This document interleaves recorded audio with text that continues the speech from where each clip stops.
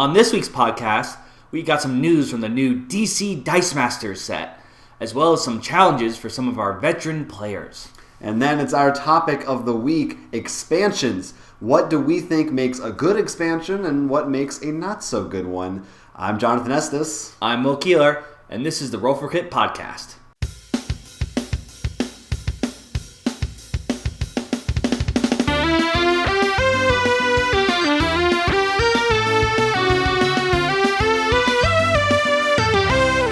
So, if you've been watching our show, which you should have, you've probably heard us talk about Dice Masters. Obviously, the Marvel ones, which are currently out, Marvel Avengers vs. X-Men, and Uncanny X-Men. So, a lot of X-Men there. Now, they just announced, though, the more details on one of their new ones that are going to come out, which is actually DC's Justice League. And is that what it's just called, DC? Yeah, well, it's DC Dice Masters, and the first set wave is Justice League. Yeah. In this set, as you can guess, you're going to be playing with the DC heroes. Oh! Yeah! So, obviously, that's really cool, especially if you're a fan of that. But one of the cool things they announced is, unlike in the Marvel one, which is, I know one of the things I found really disappointing, I don't know you, is the villains will actually have their own sets, not just villains. There you go.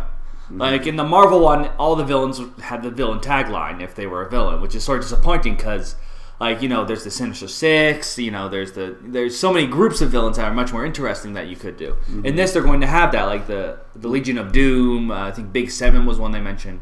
Mm-hmm. Obviously, certain ones probably would be their own. I think Joker probably is going to have his own because he's the Joker. He's a rogue. They also did mention that the next set, which is the Trinity Wars, is going to be after that, in which you're going to see all your new heroes again. I'm guessing also new groups because the Trinity Wars, I don't know DC that well, so I don't know the actual story arc. They did mention some of the ultra rares already, which is, I believe, those Flash, Catwoman. Now I'm forgetting the other two. They're just on the tip of my tongue. Sure, they were good ones. No, they were ones I wasn't expecting. It wasn't like Superman and Batman? No, Flash was the only one, I think, of the main core Justice League. One was, God, what's his name? He's in the trench coat. Constantine? Constantine, thank you. Apparently he's going to do something that completely messes around with the board. Like, if you have one way of winning, you have to switch everything. I like that they're doing, you know, it's not just Batman and Superman. They got Constantine in there. They got some weird ones. Oh, no, I still, have you seen the pilot for that yet? I haven't seen it. Well, I need to see that. Because, I mean, I saw him in the DC deck building game, and he was really cool. I actually liked the movie. A lot of people didn't. But anyway. Going back. DC Dice Masters. Apparently, Catwoman will turn your opponent's big dice against them, so I'm assuming she steals them. Flash said if he's alone, he cannot be blocked, which pretty much sounds like Wolverine. Cute. But, I mean, we'll see how they word it. It could change things. Forgetting which the last one is, but we'll have the link on our site. Yeah, you can read all the details. Overall, same kind of thing. 90 count gravity feeds, starter set. 99-cent packs. Right.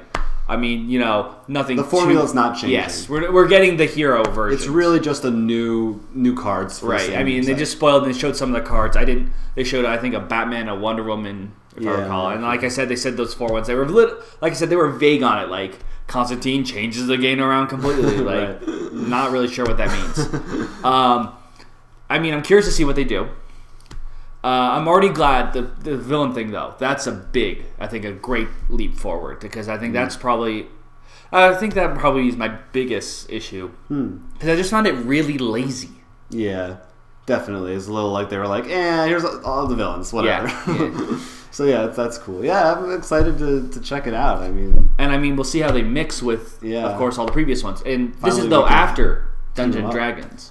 Correct? No, I think this is coming out first. Oh, this one is. I thought Dungeons & Dragons was coming out first. Well, this is coming out in the spring. I'm pretty sure it's the first next one. I mean, okay, that's definitely going to be interesting, because I wonder if we're going to see more. We're going to have to see Marvel versus DC, like, fights now and stuff. Yeah, well, that's what we're going to do. You know, this will finally decide our topic of Legendary DC deck building game, which we have a playback for, which you should watch, in which we pretty much stayed all about. You can check that out. But anyway. So if you're into Dice Masters, this is definitely, a cool place to look into. And most of I just realized a nice thing to say about this, because we didn't really have to say this about before. all these sets, unlike maybe Magic Gathering, are all good starting points because they all come with the starter deck. That's true. So if you're maybe not a Marvel person and now you're in DC, great place to start. Yeah, now they get the other half of the comic book world. We'll buy this set. Well, now we just need to see all the other ones, like well, there's going to be like Hellboy expansion, Vertigo, and Image Comics. And yeah. I think Vertigo's like owned by DC. Anyway, that's beside the point. I think we'll see some weird ones, like we'll throw in like V for Vendetta in there, stuff that's not DC universe. Sort of. Anyway, Watchmen. Yeah, Watchmen. I think I wouldn't be surprised if Watchmen get their own sort of at least a starter set set thing. I feel like people would be mad. They'd be like, it's too commercial. Anyway, Dice Masters we like, but it's in a movie. It already lost that fight. That's true. Another series that is extremely popular. You've probably heard of it. It's called Star Wars. Really? Never heard of it. Well, give me the story. Start from the beginning. After the show, I'll give you the scoop. Basically, a long time ago. Really? Anyway, there's Star Wars X-Wing, which is, of course, the miniatures game where you do Star Wars ship battles. I'm sure you know all about it. Yes, it's extremely popular because, it's miniatures and it's the Star Wars ships. You don't need to hear it from us. So they just announced their newest add-on for the game, which is the Imperial Raider. And this is a big one for the Imperial Forces side of the game. And which is like one of their, as far as I know, it's their first reasonably big one. I don't know if it is the first. I believe you are correct. And this is, of course, excluding Armada. Right. As not first for the Imperial side, there have been a large one for the Rebels. 2 that I can think of off the top of my head. There could be more. And this actually is a brand new design for the game, not seen in any movies. Yet. Right, yet. Actually, this is like their first, guess what? This is going to be in the movie. But that would be pretty cool. It's based on it's based on the Star Destroyer, I think, which is no surprise because that really is the iconic big ship. But a little more modern, I'd say. Maneuverable. Yeah, it does look a little. And it has the it looks like tie wings on the advanced tie wings, I should say, not just the flat. And that's another thing. It also comes, the set, not only does it come with this ship, which is huge, it also comes with one TIE Advanced model, which is unique the regular colors. TIE Advanced. Yes. But unique colors. It's different colors, and probably may have some different, it comes with a bunch of cards as well. Every expansion comes with their own cards and stuff, so. Right, so you can play with it, given. But, it supposedly is a good, they said, counter, actually, to the Tantive 4. And it'll work very well with the TIE Advanced in general, if you have more of those. So, it looks awesome. Well, I will say, first off, we haven't played really anything with the big ones. We just touched the surface. I know someone who is a big fan, and this is a while ago. This is a summer of when this video is playing, so good. Well, and he said one of the things that disappointed him was there weren't really any big ship choices for the Imperial Forces. And I know one of the things he said he wanted was, I think, a drop ship that would actually send out TIE fighters or something. And looking at this, first of all, I think it looks beautiful. I think they did a great job with this new ship. It keeps that Imperial design, but still looks sleek and modern, and in my opinion. It's cool. So I think it looks like an awesome buy. I don't know, once again, when they say it's a counter, if that's a good or bad thing for the game. I usually think anytime there's a counter to something, it's good because it usually balances it out. I think it's good, yeah. I don't know whether the 10-4 is really destroying the game. I think it was more, not that I've heard, but I think it was more just, let's try and give it something. And I think that's good. Also, we should mention, because I know this came out, whether it came out recently or it's coming out, I have to double check. The bounty hunters, it's a new. They're pretty much making ships now that are you can choose which side they go on, which I think is really cool because that definitely brings a whole new side to the game. Because it could be you could actually have the same ships on both sides. Mm-hmm. Yeah, that's definitely. And of course, also story wise in the idea, I love that because now apparently there is a Imperial Boba Fett ship. But apparently they're going to make one that's a bounty hunter. So then he could actually be an actual, bounty hunter. Right. So what I'm curious about is, because, obviously Armada was announced recently, which is the big version of X-Wing. But now here we're seeing all these recently big ships for X-Wing. So I wonder if there will be any sort of compatibility there. Well, I already told you, I'm pretty sure I mentioned on this video, my crazy idea of actually having an Armada game, but when the ships get close to each other, you actually zoom in and play X-Wing. I love it. We're gonna. It's gonna be. What I think is the cool thing, because we just said earlier in this when we were talking about this, is maybe we're starting to see hints at new ships from the movie. Which, if you haven't watched the trailer, I feel like you should go watch it now. You should if pause you're our on video. the internet and you're not watching it, you probably watched it. Because I mean, that would be the perfect way. Because I feel, in some things, I feel like I got to avoid the toy store because they release all their stuff and it spoils it. Godzilla is the one in particular that happened to me. Right. I don't think that would. I think with Star Wars that would actually help it. Yeah. Because I mean, unless the ship's such a vital role, I think just having like, look at this ship, and like you're like, what's that? Yeah, like, no, I think that could. I think it actually really cool. helpful, especially since X-wings only come out so like unless they do a huge wave with all of the ships. Like just like this one, maybe like a new X-wing, whatever. Like a smaller ship, yeah. enough that just gets you excited. It's a good salivating. thing for both. I think to get they get ideas to each other almost. Yeah, no, and I think probably it's, the movies they probably won't, but for the game, it's cool. So I think it's a great. This is a great expansion for it, and excited to see how it affects the shows. I think, and we should get into X-Men. Right. Anyways, so speaking of tournament play in games like there that, you go. as we mentioned way earlier in our episodes, Munchkin's opening a small store in New York for a little while, and they've now announced they're actually going to have tournaments there. This is the Munchkin World sign up. So this is actually professional. You don't sign up for this if you've never played Munchkin before. They're having different time slots for each one. Is actually a different Munchkin game. So it's not like this one's for Munchkin, this one's also for Munchkin, or at least for now. There might be more, depending on how many people sign up. Like Star Munchkin, Pirate Munchkin. And whoever wins, then of course there's tiebreaker rules, which you can look up. We'll move on to the final table. And the final table is a new Munchkin game. Oh. Yeah, we don't know anything about it, which that's pretty cool. Well, I'm assuming it's a new Munchkin game. I think they just said it's a new game. But I mean, it has to be Munchkin, right? We assume if you're playing Munchkin Tournament, you're going to the next Munchkin. Yeah, I think it has to be. In other words, you get to see something, you get to play something before everyone else. Yeah, which is pretty cool. It was pretty exciting. And I mean, the store itself is going to be cool. I mean, we're going to be there. It is kind of, the idea of a Munchkin tournament is kind of funny, especially compared to what we just talked about, X-Wing, like the most tactical, and then back to like just chaos. Well, I think it's interesting in the sense because, I mean, when we play Munchkin, I know a lot of it is because we know the people around us in the group, so we know who to backstab. Right. Yeah. So this is going to be much more, almost chaotic, interesting, maybe? Yeah. It's either going to be the ends. I feel like everyone's going to be throwing everything they've got, or then everyone's just going to keep holding everything, and then everyone's get level 9. And then that's when we're actually going to see everyone play everything. Right. And you just got to be like, I hope I'm last and everyone uses all their hand. It becomes a hot potato. Yeah. But so if you are a Munchkin champion, or you think you should be, definitely sign up for it. Yeah. Oh, well, if you just like Munchkin, you should check out the store. Yeah, we're going to try to show up, and so we'll come there and taunt you or cheer you on. Taunt you? No, we can't taunt. They'll beat us. We won't be playing. Yeah.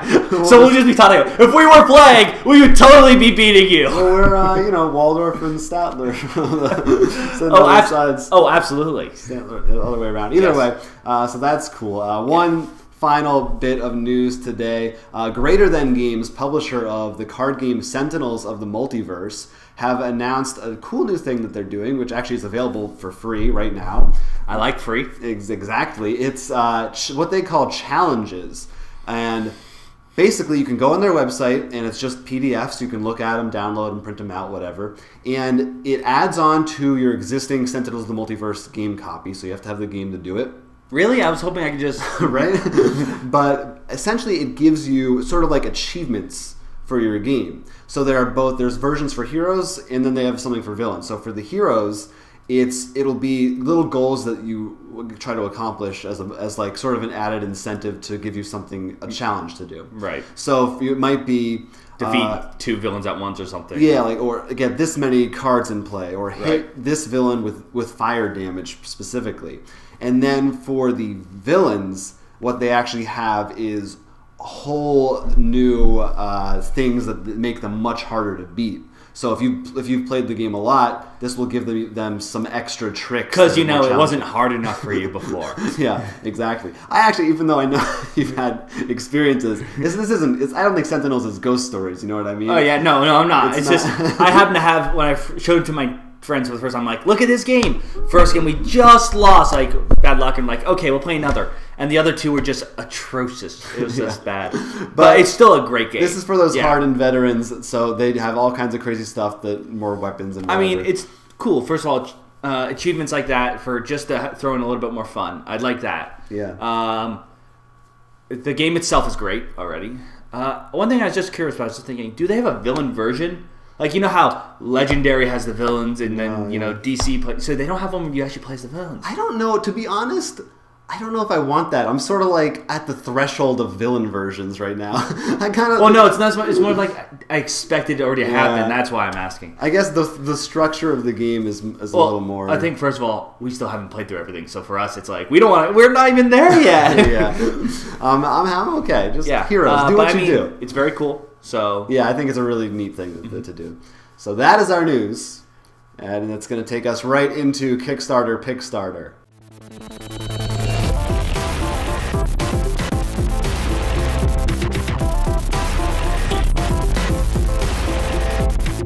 My Kickstarter pick this week is ZNA, published by Funforge Games, the people who brought us Samurai Spirit and Tokaido, among other things. Alrighty, we already got a good track record. So ZNA is a cooperative game for, I believe, up to 4 players. And you're basically going through a post-apocalyptic world in which you need to fight... specifically, I think it's Chicago. Boston. Oh, Boston. Boston in the year 2025 or something like that. And you are fighting against radioactive mutants and the like. And you can choose from different characters, unique abilities, etc. Basically, the board is made up of tiles, double-sided, so lots of different maps and scenarios are possible. And there is a campaign mode, or you can do separate missions. But if you do the campaign mode, it carries through a whole story and your stats carry over and everything. And another thing that's pretty neat about the game is it can incorporate a digital app, which you can use to add to the campaign. It could, give you story updates or enemy alerts, or you can even use it to literally scan areas of the board. It's actually funny because apparently that makes sense in the story. You're apparently hacking cameras and stuff. Oh yeah, drones. So that's why you're going above and you're using your data you get from that. So yeah, it's pretty cool. So it'll show you some hidden things or something. And so the game actually reminded me a lot of Zombie 15, but a little sort of like Zombie 15, but like the really hardcore ultimate version of that, as opposed to the much more like frantic quick game. Yeah, it is like that in one sense. Not on a timer, I obviously. think in my head, or not. It also reminds me of sort of like, I know it's not a board game, but the Zombie U. It's sort of like there's something happening, but it's really not huge hordes coming to kill you. It seemed it's more like you're going through this town. You've got these objectives to get done with, whether it's escaping, making a new chemical, whether to kill something better or maybe cure yourself. It's not always just kill the zombies. Right. There are interesting scenarios and goals. And I mean, the scanning is really cool. The miniatures actually pop up on it. Yeah. We should also mention the whole thing isn't really just radioactive. It's this black smoke. Right. I think they refer to it as the fog. Right. Which is interesting. Which I think is cool because one of the things they have, which this actually makes me think of Fallout, is certain areas. It's very Fallout. Density of the fog, which could make a difference in what you can do there. Cause damage to you. Right. It could. Yeah, it's funny because when I was reading it, I was like, oh, it's like fog of war. Like you can't see. And then I was like, oh no, it's they call it fog, but it's like gas. Which made me think like Fallout because of radiation. There's certain areas where radiation might be really high. Death. So I think that's really cool for this game. And of course, the figures are all unique. Bee Mama. yeah. Bee Mama is my favorite character in the game. I think it's a really cool idea. And the app thing is just cool, the scanning. I think there are plenty of other games that can use that. It looks cool. I mean, that's basically the sum up. If you want to check it out, it is a bit pricey to get the base game right now. It is $125. It comes with quite a few miniatures and a bunch of tiles and stuff. So it's one of those games where you're paying a lot to get a lot. Yeah, the big, juicy component type of game if you are like to dig into those. And like we said, this company has a track record. It's not like you're just going, you're diving in the deep end. And it's already way funded, so you're which probably means more stretch goals for miniatures, tiles. So check it out, see what you think. Over to you. Yeah. Well, continuing on with miniatures, mine's another big miniature game. It's the expansion for 12 Realms Ghost Town. Before we go into that, I will say it's made by Mage Company and it's expansion for the game 12 realms. In this game, you play as multiple fairy tale heroes, such as Red Riding Hood, the Sugar Plum Fairy. Yes, Sugar Plum Fairy. And in the world, the 12 realms, 12 different worlds, there's different Dark Lords that are invading from different areas. So obviously the other story, like the Ice Queen and so on and so forth. And your goal is you have to find these treasures, which are hidden in a deck within the worlds, like specific to each world, as well as fight the other sort of minions of the Dark Lord that appear there. What's cool is because it has all different areas, each one's specific to different areas. There's 2 different Dark Lords per area, last I checked. Sounds really cool. Yeah. But what's really cool is, another really cool thing that they did is they actually put a whole bunch of different scenarios. Especially with this is the second expansion. They had another one before, another Kickstarter, which is where I first heard of this game and backed. So this expansion is what has the new scenarios you're talking about? No, they had all of them have their own different scenarios. I'll explain what this specific one for this one is. This one's really cool. Yeah. But pretty much there's different scenarios. Like they're actually it's all cooperative usually, but one I believe was a trader mode. One's actually you have to hunt down witches in other areas first before you can do it, but you need a flying item to get them and stuff. That's cool. But yeah, the first expansion is where I first heard of this game. Is actually based a lot on Egyptian myth they took in Greek, which is really cool. And plus, all these figures, your heroes, as well as the Dark Lords, all have miniatures, which are amazingly done. And I think the last one actually hit their stretch goal, so you get a pyramid and a pantheon building too. So this one I'm assuming is ghosts? This is actually Western. Okay. But what this one set brings in is a new scenario in which one of you, is actually trapped in this ghost town. Huh. You're stuck in there, and you have to find your way out. When you say Western, you mean like Western or like Sorry, Western? I mean like United States Western, Okay. cowboy hats, Oh, okay. draw.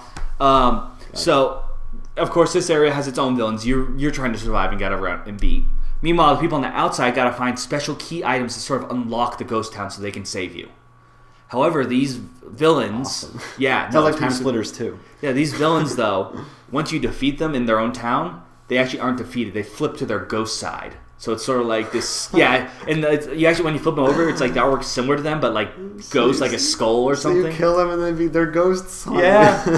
I love it. So it's really cool expansion. The expansion itself is $10 for the base. For the expansion. For just the expansion. Just the expansion. You need the game, obviously. To get both the base and the game is $60. Now, if you want that previous expansion that I mentioned before, it's $115. There was a cheaper version which is sold out, but you never know. Sometimes people drop. There's also a bunch of add-on stuff like extra bonus cards, like special little scenarios, extra dice, figures. Also, there are more pledge levels at higher values for their other games, which is cool if you want to check those out. Yeah. And of course, there's also expansions too. So this is a really nice one because they pretty much they're offering everything they got. And the game itself is pretty cool. Sounds awesome. Yeah, and I'm hooked. You sold me. Well, you don't have to do anything because I'm already getting it. I pledged and got the base in the first expansion of the first one. This one I'm pledging to get the Ghost Realms as well as another small story with a ghost ship that comes over the ghost boat, which is only $4 more, which is pretty cool. If you like miniatures, it's definitely a game you got to get on. If you like fairy tale, the idea of like different fairy tales, like if you watch Once Upon a Time, sounds like if you're a fan of fables. Yes, this is also really cool because it pulls from everything. Like I said, they just got Egyptian. This is Western. The old ones had all the classic ones we know and love. Yeah. So it's a really cool world and with a nice little co-op twist. And plus, with so many different scenarios, it's going to provide you with a lot of different gameplay. So, good place to check it out. So that's that. Yeah, I think now, ending with this Kickstarter Pickstarter, it's time for our topic of the week.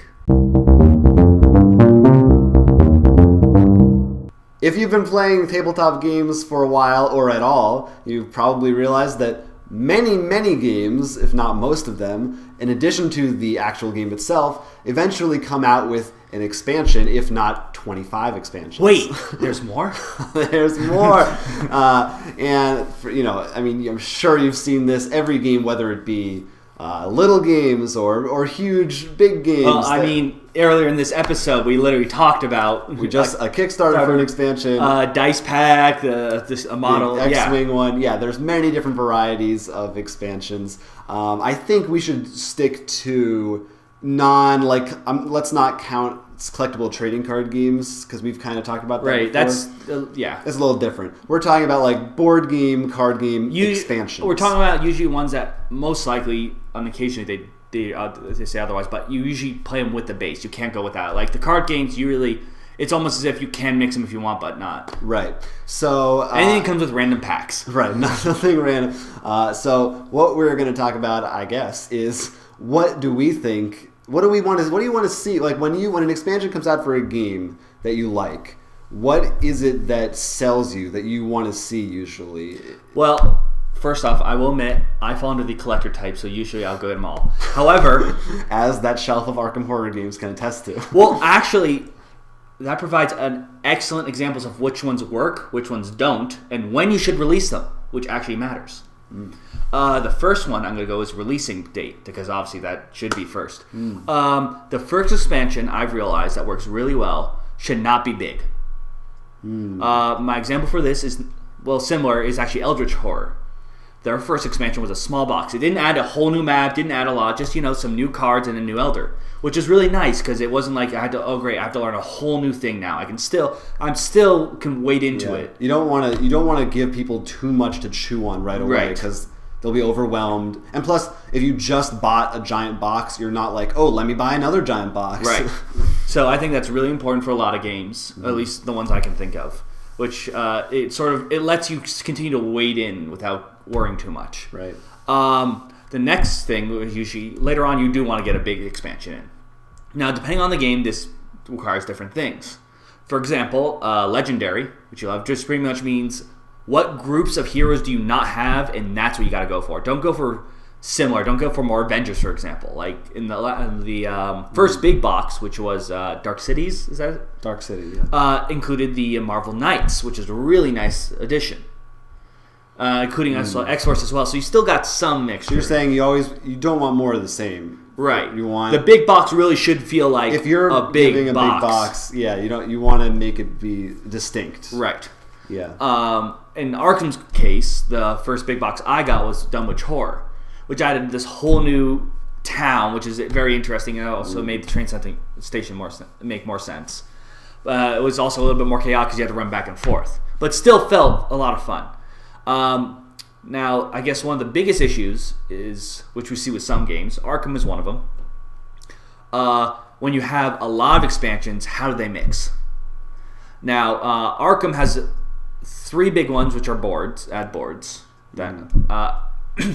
playing with all 3 is a bad idea.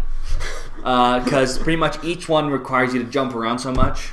People have done it. Yes. But they have not lived to tell the tale. But, what's nice is what you have to expect with your players, because you just play with one board, and I got something. Sorry, but so he gets emotional talking about expansions. No, I'm getting cursed from talking about Arkham like this. But one Arkham expansion in particular I think stands out, which I want to talk about, which I think Legendary needs to hop on, is their final big box one, which is Miskatonic University Horrors at there. And what it is it's not a new board.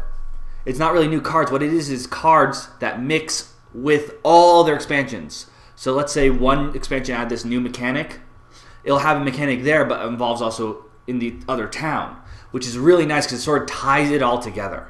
And the problem is some expansion, Legendary, like I said, does not have that. Like we both love Focus. We love Wall Crawl. There's a lot of special keywords and mechanics in the little Legendary expansions that once they had them, they never showed up ever again. Yeah. So it was weird because it feels like it was like that's cool, but then they just drop it. So it's almost like unless you play with 2 or 3 heroes, you never see it. Right. And someone would be so good, like I know I mentioned with you, it'd be Artifact, which is the most recent one where something's in front of you, with maybe a focus ability, which is actually from the Fantastic Four. Was that the first small one? Yes. Yeah, and I think that would be really cool. Yeah. Because it'd be it's in front of you, and you still have to pay for something, but it's there. There's a lot of mixing and matching. Yeah, and I think that's a really important thing, especially if you have a lot of expansions. That's got to be something. And a lot of, I know we said we wouldn't talk about this, but CG, trading card games, said we wouldn't talk about this. Usually do it well because they have to trade. So eventually, every now and then, Magic will do one. Okay, let's actually switch some keywords up. In fact, they did one where the whole story was apparently time was messing around, so everyone had keywords flipped around and switched. It was hilarious. But like that's a big thing with expansions. I feel like I've just been going on and on. You haven't said anything. On your thoughts? I'm taking it all in. What about you? I want to respond to. I think one of the big things that you hit on is there really are two different types of expansions. There's, like we said, the one that just kind of expands on what already is there, and the one that adds entirely new mechanics. And I don't know. I'm trying to think if there's one I prefer over the other. They sort of, as you said, have their. It depends on where you're coming into it, right? How much you already have, and I think that's interesting and how they decide that. And if anyone wants to let us know what you think, but and then also I think one of the biggest things too is. It's one of the hardest things about buying new games is when you come in late to a game and there's already 12 expansions for it. Well, in particular, things like an LCG are like... Yeah, I almost don't even want to touch that either. Well, I'm just saying there's a lot, so it becomes very difficult. Yeah, it's like, it can be tough. I think that's such an interesting thing about, recommendations of where do you start? How do you know what to go into, and websites like Board Game Geek are a great resource. Yeah, for that. actually, Arkham. I don't think I bought them in the order that they came out. At least I don't know, because I actually looked online and people told me which ones I should get first. Like for if you want a more story or challenge, so on and so forth. Exactly. I do know. I will say this: if you are in Arkham, Dunwich is definitely a good buy for the big one. But the small ones, I actually find are some of my favorite expansions because they added. There's a new mechanic, but they took it in a way that didn't just make it... It's not just like, let's make it harder or let's make it easier. They added something that was more like a different avenue for you to play. Mm-hmm. In particular, for example, Lurk at the Threshold made it so you could make a pact with this creature. So you sort of got power but could hurt you possibly. So it was a really cool... It wasn't just, okay, we're going to make it so the game can hurt you even more, or let's just give them more weapons. It was like it was a trade-off, and I thought that was really nice especially for a game like Arkham where it's all cooperative and your every step almost could be your last. Yeah, that's something else that expansions can be really good at is addressing issues from the base. Yes. So like a lot of I know again just briefly, Legendary people thought the base was too easy, so that was a case where they wanted the and now every other set now makes it so you can ruin your. They get other harder friends. And harder. Well, it's not even harder. It's just so you can also because it was just other people found it too cooperative. Well, that too, yeah. So like almost everyone now is just like, all right, Jonathan, show me 2 cards. I'm taking one of them. Well, that's another. I think one of the best examples also is the first Firefly expansion, Pirates and Bounty Hunters, where a lot of people one of their complaints with the base was it was too much, felt like solitaire, so they added more PvP. Yeah, you'd rarely interact, and now with I remember we played it. It was actually we didn't interact too much, but the thought of it really changed everything because I remember it was my turn. I'm like, well, he could attack me, so maybe I do want to buy this item to protect. It wasn't just buy whatever makes you. So I do think there is maybe a danger there also of the DLC problem where they rush a game out because they'll say, we'll just fix it with an expansion later, which hopefully people don't do. Which I haven't seen that because I guess really if you've got to make your game good, otherwise it's not going to sell enough to get an expansion usually. Right. Hopefully, not always. I can't think of any game. Do we have any game behind us that would have that? That had actually, I do have one that has that issue, sort of. Go on. Dice Masters. I felt that was when it came out really fast, and a huge problem occurred with pretty much anything that costed below 3, in which they'd pretty much be the only thing you'd use, and some rares. So now you notice every single expansion is fixing that. Like, if it costs less than 2, destroy it. It's obvious that they rushed out. They missed that. Yeah, they missed that. Yeah. I mean, that sort of goes to you're fixing it, but at the same time, to me, it felt like, and also like we said earlier in our video, the villains thing, there were some things that if you could have used a bit of polishing. That's true. Yes, generally, I guess I actually just overall look for a mix of the. I do like something new. Like I don't want to just usually have more of the same. I like certain games I don't. Especially because if you're buying an expansion, it's usually because you've played the original a lot. Do you agree though that some games don't need any more expansions? Like you play and you're just like, that's it. I definitely think there are those games where it's like, what's one I think that does have expansions, at least, and from my experience so far, I don't like the expansions as much. I feel like it ruins it. Catan. agree. Actually, I feel like, and we talked about this in our Catan episode too, where we said it was too much. You did it. You hit the perfect formula. It ain't stopping them though. We have to try the Egypt one next. Yeah, I feel that's actually a separate game. That's different. We're talking about we played expansion add-ons. We played City and Knights. I think we did the Pirates one. And we did 5 and 6. Yeah. That one was just because in order to balance 5 and 6, you had to, at the end of each turn you had to ask everyone, so it just became like, is anyone building? No. Is anyone building? No. Yeah, so watch our Catan episode for full thoughts. But yeah, that's another big danger is sometimes overcomplicating. Right. Oh, definitely. Something that is already it's really the nice. Yeah, sometimes it's fine that it's simple. It doesn't need to have more and more and more. What, I guess, off the top of your head, just 2 or 3 of your favorite expansions you've experienced? You already talked about Arkham. Well, I definitely think Legendary. We've said. No, Arkham I actually think would be my top favorite of expansions. There's one I don't like, but some of the ones they added, I think they just added so much to the game. It made it so much better. And I haven't actually played them with you yet. The expansions. Because we played a lot of the base, but by the time I got expansions. But I definitely thought it added a lot to me for me. In terms of expansion, I gotta think. No. Do you have some in mind? Yeah. Go ahead because I need time to think. First off, Cosmic Encounter. We've really liked the. Why are you laughing? I'm laughing because there's so many we haven't even touched the expansions. Yeah. It's the idea because it's a great game, and the base alone gives you like a stack this thick of aliens to choose from. And but it did. Forget the aliens. The first expansion, I think it's Incursion, does come with that rewards deck, which I do think adds a lot to it.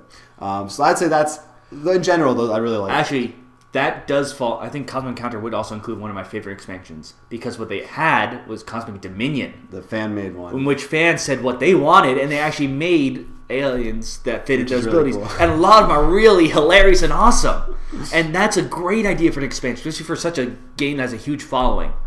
And one other one I'll just say because it's fresh in my mind because it's so recent is that we just got is the Robinson Crusoe expansion. Which, that worked. What I think is so cool about that is that they tell you to do the entire campaign mode in one sitting. It's a campaign, but it's basically very self-contained. You mix it with the base, but it's really its own beast, no pun intended. And it feels wholly unique, even though it's still very much a part of it, and it comes with its own boards.